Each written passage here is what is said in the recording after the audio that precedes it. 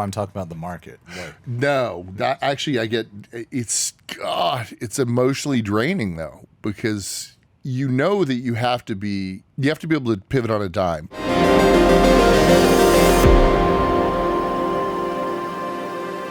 Well, market's still down. Today. Do you get stressed out, Frank? I just get bored when I find I ran out of stuff to talk about. No, I'm talking about the market. What? No, that actually it's emotionally draining though, because you know that you have to be able to pivot on a dime, but it's really hard to do that when you know and you have training and you've got experience seeing and recognizing certain things that you think are being completely ignored based on things that are happening now versus things that happened in the past, like interest rates, right? We've been hammering that. We've been talking about valuations. We talk about, how the stock market's overheated. I mentioned several times today about the fact that there's like 5 or 6 companies that literally have 25% weighting of the index. If you take a look at 31 NVIDIA valuations, you've got the national debt. It's like, are 31 NVIDIAs really representative of the United States? Mm-hmm. Is that maybe overvalued That's a little? Wild. Yeah. Is that maybe a little overvalued, right? Or is everything else off? I don't know. If I look back at history, I don't think that that's the case. I think that someone's math is wrong somewhere, and I hope it's not me. And that's what happens. You start questioning yourself and your judgment.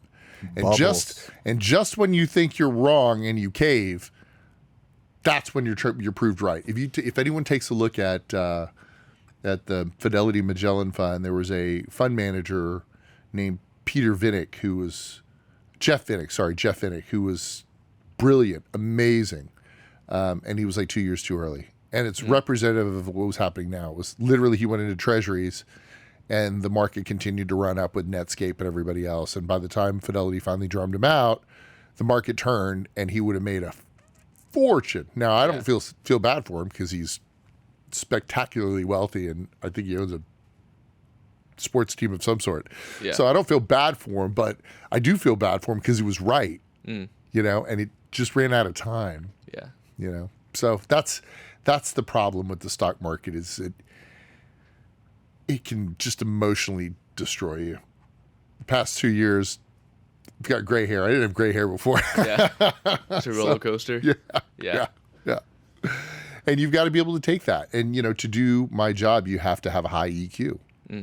And, that means that you take on problems for your clients. You take on a lot of their stress and anxieties as well, because you're living through it with them. They call you, like, what do you do? Well, let's see, if you're a new client and you just sold a business and your wife doesn't want to hear about it, your attorney, you don't want to call him, it's going to cost money. Your accountant doesn't have the right answers. Who are you going to call? They call their financial advisor and I'm just really stressed out, and I just want to talk about, what's happening and how I don't like what's going on in the sale, and, who else are they going to talk to? Yeah.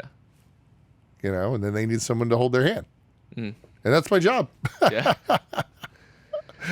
So it's tiring, it's challenging. I wouldn't call it boring, but I would call it very stressful. Thanks for watching. If you like this content, you can find me on Money in the Bank with Frank on all of your favorite podcast platforms, on Facebook, on LinkedIn, on our YouTube channel. Look forward to bringing you more content like this in the future. Thanks.